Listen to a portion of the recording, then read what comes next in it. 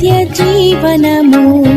యేసు నామమే పావనము, మాకు యేసు గద నిత్య జీవనము. దాస జన హృద్వికాసమయ్యెల్ల, దాస జన హృద్వికాసమయ్యెల్ల, దోషములకు వినాశకరమైన యేసు నామమే పావనము, మాకు యేసు గద నిత్య జీవనము.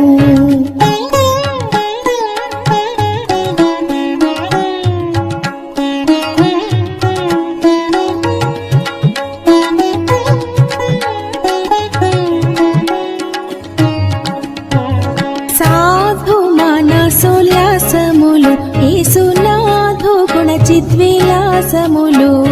సాధు మానసోల్లాసములు, యేసునాథు గుణ చిద్విలాసములు.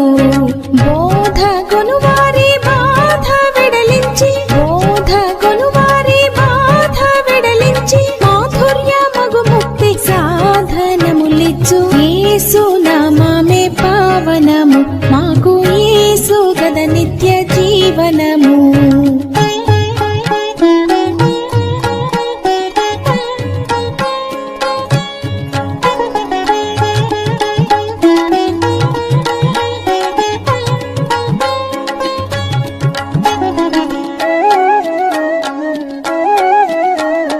భక్త జనలోక పూజ్యములు, రక్త సిక్త పాద పయోజములు. భక్త జనలోక పూజ్యములు, రక్త సిక్త పాద పయోజములు. ముక్తి రాజ్యాభిషేక్తుడౌ సర్వ, ముక్తి రాజ్యాభిషేక్తుడౌ సర్వ శక్తియుతుడైన సామియగు క్రీస్తు యేసు నామమే పావనము, మాకు యేసు గద నిత్య జీవనము.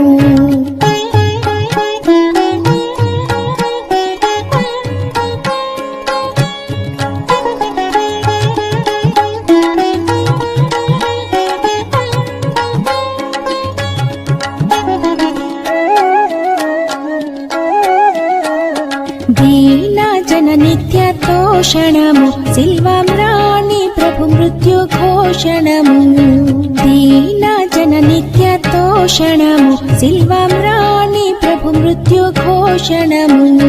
పానకము చుంటి తేనీయల స్వాదు, పానకము చుంటి తేనీయల స్వాదు, వీణులను గ్రోలు మానవులకెల్ల యేసు నామమే పావనము, మాకు యేసు గద నిత్య జీవనము. క్రీస్తునందు ప్రియమైన దేవుని పిల్లలారా, మనందరికీ తెలిసినటువంటి దేవుని వాక్యము రోజు మరి పరారాధన కావున ఒక స్పెషల్ వాక్య సందేశాన్ని మనం ధ్యానం చేసుకుంటున్నాం. నేను నీతిమంతుడిని అని చెప్పుకునేవాళ్ళు గుండెగా చేసుకుని చెప్పగలరా? ప్రపంచంలో మనిషి అన్న ప్రతి ఒక్కరిలో పాపం అనేది ఉంటుంది. పాపం లేని మానవుడు భూమి మీద బ్రతికుండా ఎవరు లేరు. మనిషి అన్నవారు ఏదో ఒక రకంగా ఏదో ఒక టైపులో పాపంలో పడతారు. మరి పాపం చేసిన వారు దేవుడికి దూరం అవుతారు కదా. మరి దేవుడికి ఎలా దగ్గర అవ్వాలంటే దేవుడి సన్నిధిలో మన పాపాలను మనము ఒప్పుకున్నప్పుడు దేవుడికి దగ్గర అవుతాం. బైబిల్లో ఒక అతను పరలోకానికి తన తండ్రికి విరోధముగా పాపం చేశాడు. ఆయన తన తప్పులను తెలుసుకొని దేవుడి సముఖంలో పశ్చాత్తాపడి దేవుని యొద్దకు ఆయన బలికి వచ్చినప్పుడు దేవుడే అతన్ని దగ్గరకు వెళ్ళి కౌలించుకొని ఆయన తీసుకొని రావటము మనం బైబిల్లో చూస్తాం. ఇది ఒక ఉపమానమైన దీన్ని మనం ఎట్లా ఈ టైప్ ఆఫ్ అర్థం చేసుకున్నప్పుడు దేవుని యొక్క ప్రేమ మనకి అర్థమవుతుంది. హల్లెలూయా. ఈ సమయంలో మరి ఒక సువార్త 15వ అధ్యాయము మనం 11 నుంచి 32 వచనాల వరకు చూసినట్లయితే అక్కడ ఒక చరిత్ర ఉంటుంది. ఏంటది? తప్పిపోయిన కుమారుడు యొక్క చరిత్ర అనేది అక్కడ మనం చూస్తాం. ఒక సువార్త 15వ అధ్యాయము 11 నుంచి 32 వచనాల వరకు చూస్తే తప్పిపోయిన కుమారుని యొక్క చరిత్ర ఉంటుంది. మీరు చదవలసిన భాగం 18వ వచనం నుంచి 19వ వచనం సార్ చదవండి. నేను లేచి నా తండ్రి యొద్దకు వెళ్ళి, తండ్రి తండ్రి నేను పరలోకమునకు విరోధముగాను నీ ఎదుట పాపము చేసి తిని ఇక మీదట నీ కుమారుడనని పిలిపించుకొనుటకు యోగ్యుడను కాదు. నన్ను నీ కూలి వానిలో ఒకరిగా పెట్టుకొనుమని అతనితో చెప్పుదుననుకుని లేచి తండ్రి యొద్దకు వచ్చెను. వాడింకా దూరముగా ఉన్నప్పుడు తండ్రి వాడిని చూచి కనికరపడి పరిగెత్తి వాని మెడ మీద పడి ముద్దు పెట్టుకొనెను. హల్లెలూయా. ఇక్కడ ఈ చదవబడిన ఈ వేద భాగంలో తన శిష్యులకు యేసయ్య ఈ సంఘటన చెప్తున్నాడు. ఇది ఒక ఉపమానమైన ఒక ఎగ్జాంపుల్ అయిన దీన్ని బట్టి మనం ఏమర్థం చేసుకోవాలంటే దేవుని చిత్తానికి మనం ఎప్పుడైతే వ్యతిరేకమవుతామో ఆటోమేటిక్గా తండ్రికి మనం దూరం ఉన్నట్లే. దేవుని కన్నా మనం దేనిని ఎక్కువగా ఆశిస్తామో, ఎక్కువగా దేని ఇష్టపడతామో అది మన జీవితంలో విగ్రహారాధనతో సమానము, దేవునికి వ్యతిరేకమైన దాంతో సమానం. ఇక్కడ చూసినట్టు ఒక తండ్రికి 2 కొడుకులు ఉన్నారు. ఎంతమంది? 2 కొడుకులు లేదా కుమారులు. అయితే పెద్దవాడేమో మంచిగా తండ్రి వైపు ఉన్నాడు, చిన్నవాడికి వయసు వచ్చింది, ఇంకా ఎంజాయ్ చేద్దామనేసి ఏం చేశాడు, తండ్రితో వెళ్ళి గొడవ పెట్టుకున్నాడు. గొడవ పెట్టుకొని డాడీ నాకు రావాల్సిన సొమ్ము ఆస్తి మొత్తం నాకు ఇచ్చేసి అనేసి అంటాడు. ఇప్పుడు నీకెందుకు అనేసి అంటే నాకు వెళ్ళాడు, నా సొమ్ము నాకు ఇచ్చేసి అని గొడవ పెట్టుకుంటాడు. అతడు ఆస్తులు రావాల్సిన వాటంతా తీసుకొని తన ఇష్టానుసారంగా వెళ్ళి విచ్చలవిడిగా పాపం చేస్తాడు. ఈరోజు డబ్బు నీ దగ్గర ఉంటే మనకేమొస్తుంది? గర్వం అనేది వస్తుంది, అహంకారం అనేది వస్తుంది. మందు జరిగినప్పుడు ఎట్లా ఉంటుంది? నేనే కోటి గారిని నన్ను మించిన ఉండేది అనేసి అనుకుంటున్నాం. కానీ ఆ మందు దిగిన తర్వాత ఎట్లా ఉంటుంది? చాలా అమాయకంగా కాలుస్తూ ఉంటాం, తాగిపోతున్నప్పుడు వెంకలేస్తూ ఉంటారు. నేను మందు తాగినట్టు నన్ను ఎవరు ఎక్కలేరు అనేసి చాలా గందరగోళం చేస్తాను. మళ్ళీ మందు దిగిన తర్వాత ఇలా ఉంటారు. తనకు కలిగిన సమస్తాన్ని ఏం చేశాడు? విచ్చలవిడిగా ఖర్చు పెట్టాడు. వేసిన దగ్గరికి వెళ్ళి పాపం చేయడం ప్రారంభించాడు. తర్వాత అతను చేసిన పాపానికి అతడికి ఏం కలిగింది? డబ్బంతా పోయిన తర్వాత ఆకలి అవుతుంది. ఆకలిన తర్వాత మరి ఎవరు పనులు పెట్టుకుంటా ఒక యజమానుడిలో పందులు వేయడానికి ఒప్పుకున్నాడు. కుక్కలు వేయటం చూసాం, బాతులు వేయటం చూసాం, పందులు వేయటం చూసారా? పందులు దానంత ఘోరమైన జీవితం ప్రపంచంలో ఇదేది ఉండదు. ఆఖరికి ఏం చేశాడు? పందులు వేయటం ప్రారంభించాడు. వాడి యజమానుడు వాడు ఇచ్చే జీవితానికి వీడికి తినడానికి సరిపోవట్లే. అర్థమవుతుందా? ఇంకా ఆకలి తట్టుకోలేక పందులు పూకుంటుంది కదా, కంది పొట్టు, దాన్ని తింటున్నాను సరే అప్పుడు గుర్తొచ్చింది, అసలు నాకెందుకు ఈ బతుకు, మా డాడీ మీద చాలా వస్తుంది, మా తల్లి దగ్గరికి వెళ్ళి నేను వేడుకుంటే అసలు ఇంకా ఐశ్వర్యవంతుడిగా ఉంటాను కదా అనేసి అనుకుంటాడు. ఇక్కడ మనం చూసినట్లయితే డబ్బు మన దగ్గర ఉన్నప్పుడు మనకు దేవుడు గుర్తురాడు, ఫ్రెండ్స్ చుట్టూ ఉన్నప్పుడు మనకి దేవుడు గుర్తురాడు. ఎప్పుడైతే అన్ని సమస్తం మనకి దూరమైపోతాయో అప్పుడు మనకి దేవుడు గుర్తొస్తాడు. ఒకసారి ఒక వీధిలో ఒక అబ్బాయి వెళ్తున్నాడు పని చేసుకుంటా. ఆ రోజు ఆ పని అయిపోయిన తర్వాత డబ్బులు పంచుతారు. ఆ మేస్త్రి ఆ ఇంటి మీదకి పైకి 4-3 స్టేర్లు ఎక్కి పైన 2 బొచ్చెల మాలు మిగిలి ఉంది, ఆ బొచ్చెల మాలు వేస్తే ఇది కంప్లీట్ అయింది అనేసి క్యాన్ వేస్తున్నాడు. ఎన్ని క్యాన్ వేసినా సరే పైకి ఎవరు చూడట్లేదు. ఈ మేసి దగ్గర నుంచి 5 రూపాయల బిడ్డలు ఉంటాయి కదా, 10 రూపాయల క్యాన్స్ వచ్చాయి, 5 రూపాయల క్యాన్స్ వచ్చాయి, అలాంటి విసిరేస్తున్నాడు పై నుండి. అందరూ పోతున్నారు కానీ గీరుకుంటున్నారు కానీ ఎందుకని పై ఉంచబడుతున్నాయి అనేసి పైకి చూడట్లేదు. తర్వాత వాడు దగ్గర ఉన్న డబ్బులను విసిరేసాడు, అయినా చూడట్లేదు.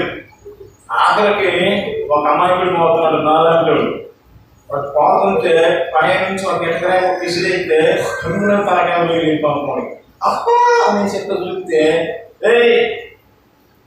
అతను చెప్పింది ఏమిటి దాని ప్రకారం పైన 2 బాబు వచ్చి మామూలు ఉన్నది, అది వేసి మనకు డబ్బులు వస్తాయని చెప్పినాడు. హల్లెలూయా.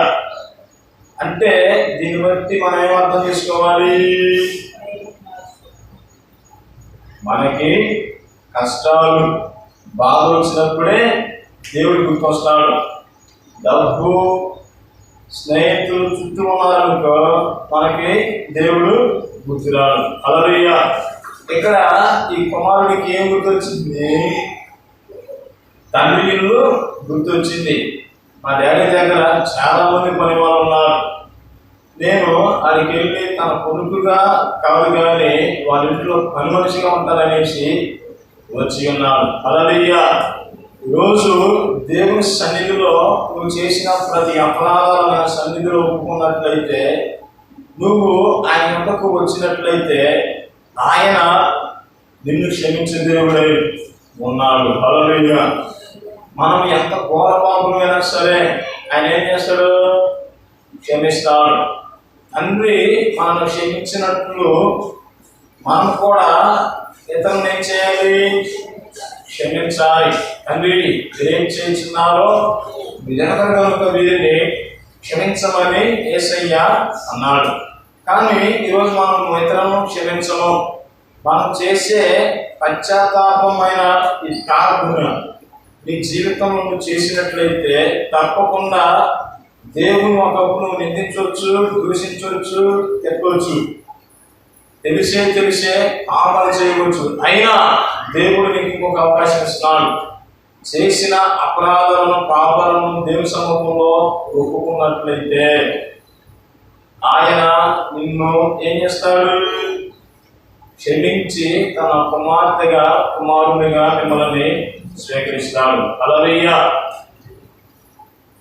నువ్వు చేసిన ద్రోహానికి దేవుని యొక్కకు రాకుండా దాన్ని నువ్వు తలంచుకొని ఉన్నావు అంటే ఖచ్చితంగా సూసైడ్కి వెళ్ళిపోతావు. నువ్వు చేసిన దానిని ప్రభు సముఖంలో ఒప్పుకున్నట్లయితే దేవుని కనికరాన్ని పొందుకుంటావు. బైబిల్లో 2 ఉదాహరణలు నీకు చూపిస్తాను. ఒకటి ఇస్కరియోతు యోధ, రెండవది పేతురు. ఎవరు? ఫస్ట్ ఇస్కరియోతు యోధ, రెండవది ఎవరు?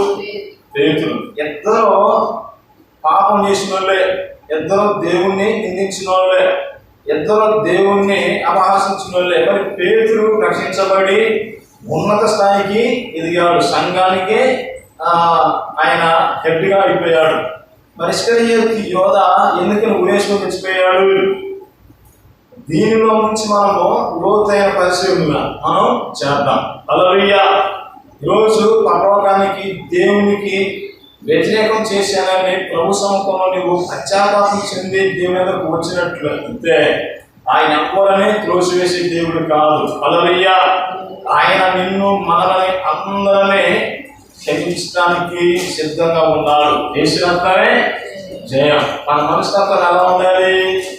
చిన్నపిల్లల మనస్తత్వాల వల్లే దేవుని సన్నిధిలో ఉండాలి. చేసిన దానిని వెంటనే ఒప్పుకునేటట్లు ఉండాలి. దేవుని ప్రేమ మనసు మనం కలిగి ఉండాలి. ఇస్కరియోతు యోధ యేసయ్యను ఎన్ని నాలుగు నమ్ముకున్నాడు? 33 చెప్పాలి. ఎన్ని? 30 నాణాలకి ఇస్కరియోతు యోధ అమ్ముకున్నట్లు మనం చూస్తాం. యేసయ్యను ఇస్కరియోతు యోధ ఎందుకు అమ్మాలనుకున్నాడు? ఎందుకు అమ్మాలనుకున్నాడు? వాళ్ళు దురాత్మ ఉన్నది, శాతం ఉన్నది, అది వాస్తవమే. కానీ లిటరల్గా ఉన్నదన్నట్టు వాస్తవం అసలు ఎందుకు అమ్మాలనుకున్నాడు? మీకు చరిత్ర ఆధారంగా చెప్తాను, తర్వాత స్పిరిచువల్గా కూడా మీకు చెప్తాను. ఇస్కరియోతు యోధ బారబ్బాయికి, బందిపోటు బారబ్బాయికి మంచి స్నేహితుడు. యాహాను బ్యాప్టిస్మాలు ఇచ్చి అనేకులను దేవుని వైపు మళ్ళిస్తున్నాడు. ఆ దినాలలో యాహాను గారు అంటే బ్యాప్టిజం ఇచ్చు యాహాను ఆయన నేలలో బ్యాప్టిజం ఇస్తున్నప్పుడు ఈ యాహాన్ని అందరూ గమనిస్తూ ఆ యొక్క రోమావారికి, యోధావారికి పన్ను కట్టకుండా ఆకృష్ణ యాహాను పట్టుకొని చెరలో వేశారు. యాహాను గారిని వెంబడిస్తున్న ప్రజలు పడటానికి వచ్చినప్పుడు ఇస్కరియోతు యోధ ఈ బందిపోటు బరబ్బా కలిసి ఈ రోమా సైనికుల్ని, టెంపుల్ గార్డ్స్ని చితకదంతారు. ఆ ప్రాంతంలో యేసయ్య వస్తాడు. హల్లెలూయా. అయితే ఆ ప్రాంతంలో వచ్చినప్పుడు ఏం చేశాడు ఇస్కరియోతు యోధ? మారు మనసు పొందుతాడు. కత్తి ద్వారా మనం రాజ్యాన్ని సాధించలేము, ప్రేమ ద్వారానే మనము దేవుని రాజ్యాన్ని మనం చేయగలమనేసి యేసయ్య చెప్పినప్పుడు ఇస్కరియోతు యోధ బరబ్బా నుంచి పక్కకు వచ్చేసి యేసయ్యను వెంబడిస్తూ ప్రారంభిస్తాడు. హల్లెలూయా. ఆ తర్వాత ఇస్కరియోతు యోధకి మనసులో ఒక ఉంటుంది, ఏంటిది? యూదులకి ఒక రాజ్యం కావాలి, ప్రత్యేకం రాజ్యం. అప్పుడు మరి ఈ యూదులు ఎవరి కింద ఉన్నారు? రోమియోల కింద బానిసలుగా ఉన్నారు. మన ఇండియా తెల్లవాళ్ళ బానిసత్వం కింద 200 సంవత్సరాల దాకా ఉన్నది.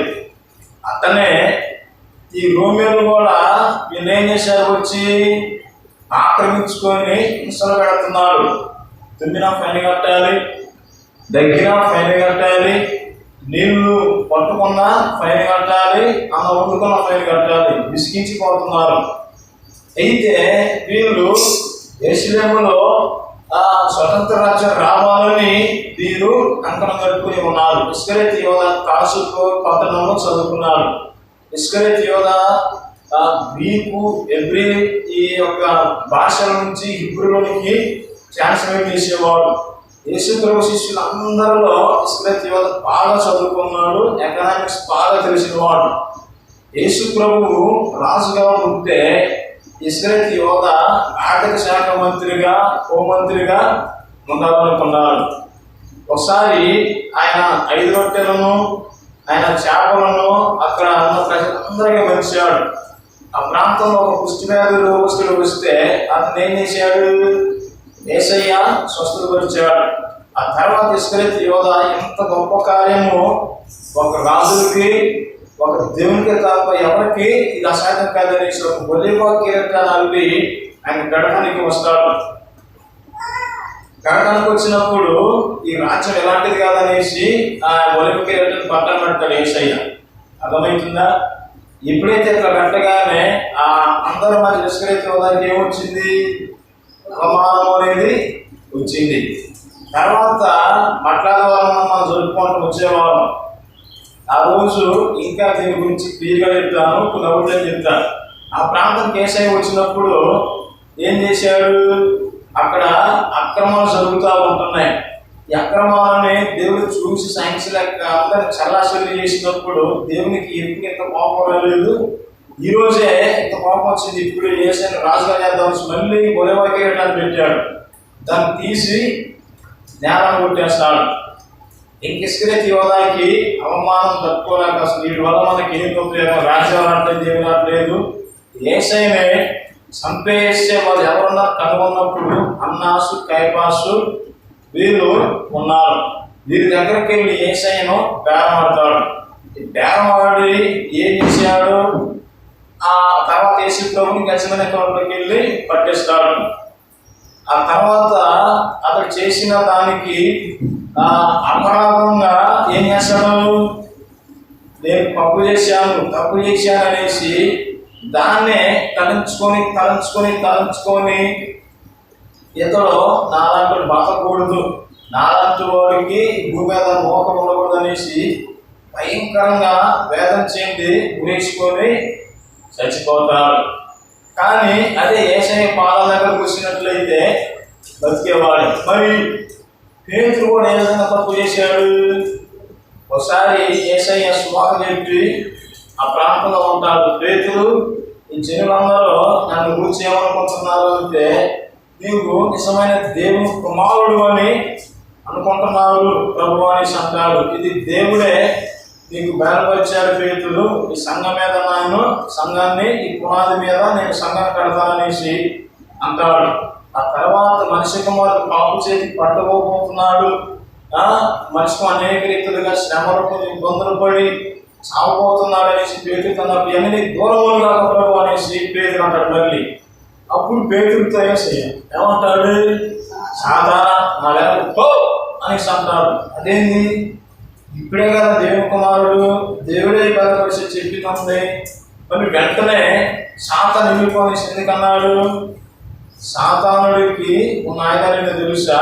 మన హృదయాన్ని వాడు కంట్రోల్ చేసే శక్తి వాడికి ఉన్నది. ఇప్పుడు దేవుడు ఉండవచ్చు, కాసేపులో దయ్యాలు ఉండవచ్చు. మనిషి హృదయము ఎలాంటిది? చెడ్డది, మోసకరమైనది. మోసం అంటే ఏంది? చీటింగ్. ఈరోజు చీటింగ్ ఎక్కువైపోయాయి. మీరు ఫేస్బుక్లు వాడినట్లయితే ఫేస్బుక్లు అయినా ఇన్స్టాగ్రామ్ అందరికీ ఉన్నాయి. మీతో మాట్లాడే చాటింగ్ చేసిన అందరూ అబ్బాయిలకైతే అమ్మాయిల రూపం మగవాళ్ళు చాట్ చేస్తారు.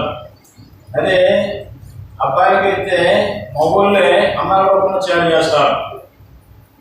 ఎంత చీటింగ్ అంటే మీకు అయ్యేస్తాం అనేసి బెదిరిస్తూ ఉంటారు.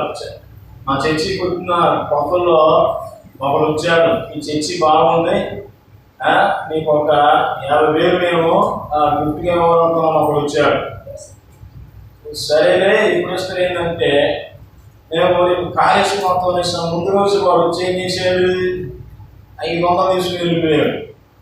తర్వాత వాడు ఫోన్ చేసి అంటాడు. తర్వాత ఏం జరిగింది?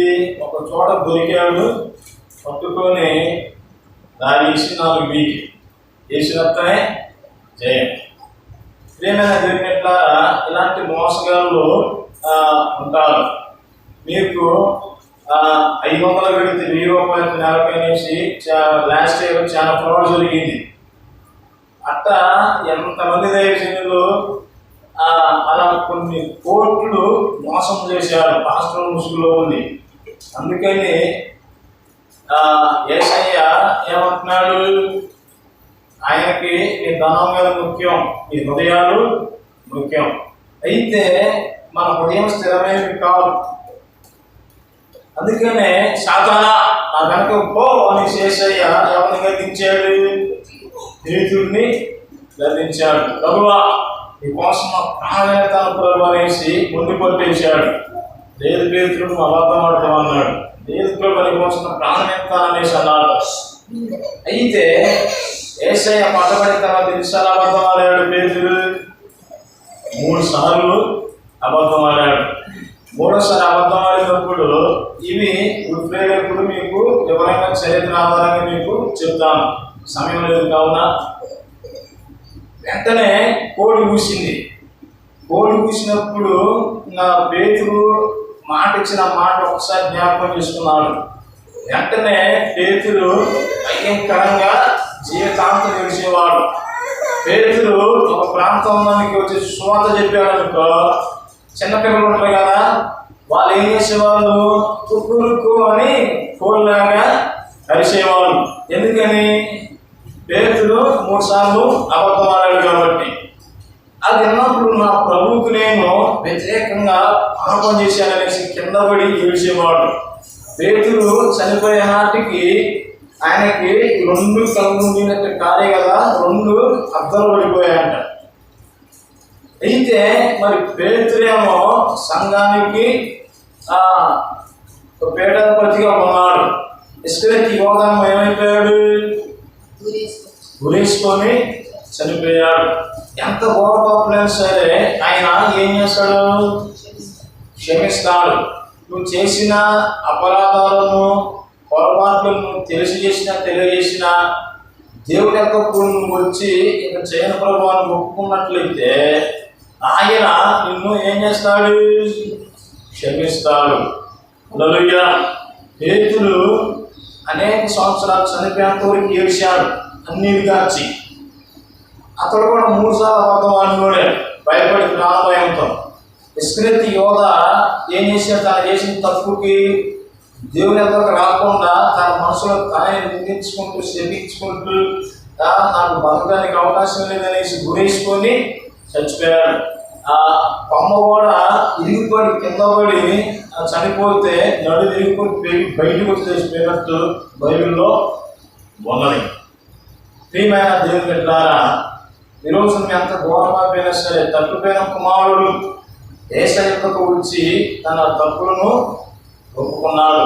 ఈరోజు మనం కూడా ఈ 4 రోజుల్లో చేసిన ప్రతి అపరాధాలు, పాపాలు రోజు మొత్తంలో అనేకం ఉంటాయి. ఒక రోజులో మనిషి దాదాపు 470 రకాల తప్పులు చేస్తాడు. లేచిన కాలం నుండి పడుకున్నంత వరకు నోటి మాట ద్వారానో, చూపుల ద్వారానో, ఆలోచించే తలంపుల ద్వారానో, మనిషి నడక ద్వారానో, ఒకవేళ కళ్ళతో సినిమాలు, సీరియల్ చూసినా అన్నీ ఆహ్వానకుడికి వస్తాయి. దేవుని కుమారులు అనబడిన వారు ఎన్నడూ ఏదన్నా పాపం చేస్తున్నాం కదా, మన దేవుని కుమార్తెలం కదా, మనం దేవుని కుమారులమే. కానీ పాపం అనేది మనలో అది వస్తుంది. ఈ లోకం ఎలాంటిది? పాపం కావున ఏదో ఒక రకం మనం తప్పులు చేస్తాం. చేసిన తప్పులను ఒప్పుకోవడానికే ప్రభు బలారాధన ఉన్నది. హల్లెలూయా. ఈసారి మనము ఈ తప్పులు చేస్తాం. ఈ తప్పులు చేయకుండా మనం క్షమించు ప్రభువా అనేసి దేవుని సన్నిధిలో నువ్వు ఒప్పుకున్నట్లయితే తప్పకుండా ఆయన నిన్ను చేరదీసే దేవుడై ఉన్నాడు. హల్లెలూయా. దీంట్లోనే వాక్యం తెలిసి తెలియని ఉంటాయి కదా, ఇదే పెద్ద గుడ్డిగా వెళ్ళిపోతా ఉంటారు. మళ్ళీ వాళ్ళు చేసేదంతా తప్పులే, పాపాలే. మళ్ళా దేవుని వద్దకు వచ్చి మళ్ళీ వేడుకుంటూ ఉంటారు. ప్రియమైన దేవుని బిడ్డలారా, ఈ తప్పైన కుమారుడు ఏం చేశాడు? తండ్రి, నీకును పరలోకానికి వ్యతిరేకమైన పాపం చేశాను, నన్ను క్షమించాయనేసి ఒప్పుకున్నప్పుడు ఆ తండ్రి వాడికి ఎదురుగా పడి ఏం చేశాడు? కౌలించుకొని వాటేసుకొని తీసుకొని వచ్చి అతనికి ఆ మలిన వస్త్రాలు తీసివేసి మంచిగా ఆ కత్తెర క్రాఫ్ట్ షేవింగ్ మొత్తం నీట్గా తయారు చేయించి కొడుకుని ఏం చేశాడు? సన్మానించాడు. హల్లెలూయా. హల్లెలూయా. కొడుకుని సన్మానించి ఒక రాజుగా అతను చేశాడు. ఎందుకు ఇదంతా ఎలా చేస్తున్నావు అంటే, నీ తమ్ముడు చనిపోయి మరలా బతికాడు అనేసి తన కుమారుడితో అంటాడు. ఈరోజు పాపంలో చనిపోయి నీవు మరలా ఎలా ఉండాలి? నీతిమంతుడిగా తీర్చబడాలి. హల్లెలూయా. యేసు ప్రభువు బతుకున్నంత వరకు ఎవరు నీతిమంతులు లేరు. మీ నీతి దృష్టికి ఎలా ఉన్నది? మురికి కోట్ల వలె ఉన్నాయి. మురికి కోటలో ఎవరు వేసుకుంటారు చెప్పండి? ఎక్కువగా రోడ్లు అంటే చెత్త ఎదుకునే వాళ్ళు, ఎల్లంకి వచ్చేవాళ్ళు, అప్పుడప్పుడు పనికి పోతే వస్త్రాలు మురికిగా అయిపోతాయి. అవునా? అట్లాంటి వాళ్ళు అలా ఉంటే మీ నీతి.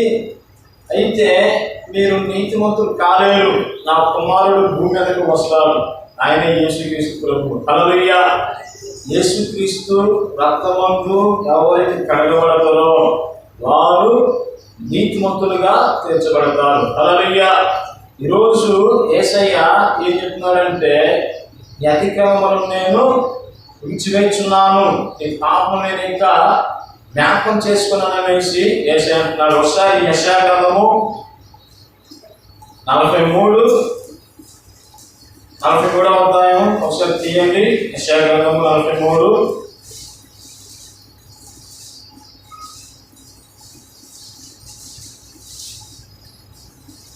25వ వచనం. నేను నేనే నా చిత్తానుసారముగా నీ అతిక్రమములను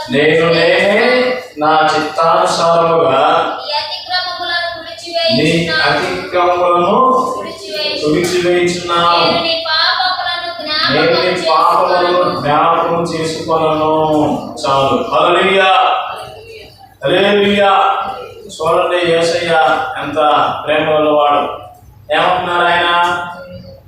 నేనే నా ఇష్టానుసారంగా నీ పాపాలను జ్ఞాపకం చేసుకున్నాను, వాటిని తుడిచివేస్తున్నానని అన్నాడు. హల్లెలూయా. ఈరోజు దేవుడు మనం క్షమిస్తున్నా సరే మనం ఏం చేస్తాం? పాపాలు చేస్తామా? చేయకుండా మానుకుని ఉండాలా? చేస్తూ ఉండాలా? చెప్పండి మీరు. దేవుడు మిమ్మల్ని క్షమిస్తున్నాడు. తండ్రి తన కుమారి ఎడల జాలిపడినట్లు నేను నీ ఎడల జాలిపడుతున్ననేసి అన్నాడు. నువ్వు చేసే తప్పు, అపరాధము అవి నీ మనస్తత్వానికి సంబంధించినవి కావు. సాతానుడు నిన్ను ప్రేరేపించి అటు కోపం నిన్ను ఇటు తీసుకొని వస్తున్నాడు. ఎప్పుడైతే మనిషిలో పాపం అనేది ఉంటుందో ఆటోమేటిక్ దేవునికి దూరం అయిపోతాం. హల్లెలూయా. మనసులో యుద్ధం జరుగుతూ ఉంటుంది. ఏమని? సో నేను ఇంత సేవ చేస్తున్నా, ఇది చేస్తున్నా కానీ నా జీవితం ఎందుకు ఇది వేరు సాగట్లేదు అనేసి ఎంతగా యుద్ధం ఉంటుంది. మళ్ళీ చేసేది దేవుని సేవే, ప్రకటించేది సువార్తే, నేనే చెప్తాను, ఆ మనసులో ఉంటుంది. ఇప్పుడు నేను ఇంత సేవ చేస్తున్నాను, దరిదాపు అనేక స్థలాలకు వెళ్ళి వాక్యం చెప్పేసి వస్తాను. కానీ నా జీవితంలో మంచి జరిగినప్పుడు దేవుణ్ణి అంటా ఉంటాం, పెడతా ఉంటాం, కోపం పెట్టుకుంటా ఉంటాం. ప్రవీణ్ పాడాల మాస్టర్ గారు చనిపోయారు. ఆయన ఒక సాక్ష్యం చెప్పారు. ఏమని? వాళ్ళ పాపకి ఆడలేదు, ప్రాబ్లం వచ్చింది. 21 days పాప, చిన్నప్పుడు. నేను ఇంతగా నీకు సేవ చేస్తుంటే నా పాపకి ఎందుకని నువ్వు ఎలా చేసావు? దేవుని భయంకరంగా తిట్టాడంట. 2 సంవత్సరాలు దేవునికి ఆయనకి అంతరంగంలో గొడవ ఉన్నాయంట. తర్వాత దేవుడు మాట్లాడాడు నవ్వుకుంటా. అరే, నువ్వు హార్డ్లీ బతికితే కొన్ని సంవత్సరాలే, ఆ కొన్ని సంవత్సరాలే నీకు పాప. కానీ నేను ఆ పాపకి నిరంతరం నేను తండ్రినే అనేసి చెప్పాడంట. హల్లెలూయా. అర్థమైందా? నువ్వు భూమి మీద ఉంటే ఒక 40, 50, 60 సంవత్సరాల వరకు నువ్వు తండ్రివి. ఆవిడ మరణిస్తే నిరంతరం నేను ఆవిడ తండ్రినేరా అనేసి అనగానే దెబ్బకైనా తప్పు వేసి పాపం ఒప్పుకొని ఇంకొక బెంగళూరు తీసుకుని వెళ్ళి ఒక పాపకి న్యాయం చేసేవాడు దేవుడు. హల్లెలూయా. చూడండి, అలాంటి యుద్ధం మనలో కూడా జరుగుతూ ఉంటుంది. దేవుడు మన కార్యాలు చేయలేదని దేవుడికి దూరమైపోయిన అవసరం లేదు. నువ్వు ఎంత బాధైనా సరే, ఎంత ఘోరమైన తప్పు నువ్వు చేసినా సరే, ఈరోజు ఆయన అంటున్నాడు, నా చిత్తానుసారంగా పాపాలు నేను విడిచివేస్తున్నాను అనేసి ఆయన అంటున్నాడు. కావున ఈరోజు మనం చేసిన ప్రతి అపరాధాలను దేవుని సన్నిధిలో ఒప్పుకుందాం. ఆయన సన్నిధిలో మన పాపాలను ఒప్పుకొని వాటిని విడిచిపెట్టినప్పుడు ప్రభు యొక్క కనికరాన్ని మనము పొందుతాం. ఇప్పుడు మనం బలాలో చేయలేకపోతున్నాం. ఎట్లా ఉండాలి? పరిశుద్ధంగా ఉండాలి.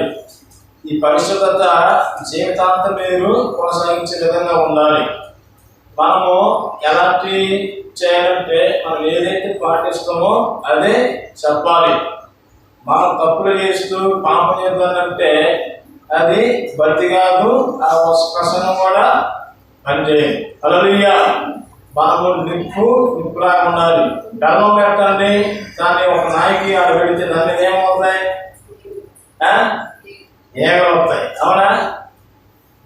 అదే మీరు ఒక కొవ్వొత్తి పెట్టి దానికి దీపం వెలిగించి పెట్టండి, కొవ్వొత్తి మీద వచ్చి ఏమవుతాయా చెప్పండి. ఇక్కడ చూసారా? ఒకవేళ పొరపాటు నుంచి వాడిందనుకో ఏమైతుంది?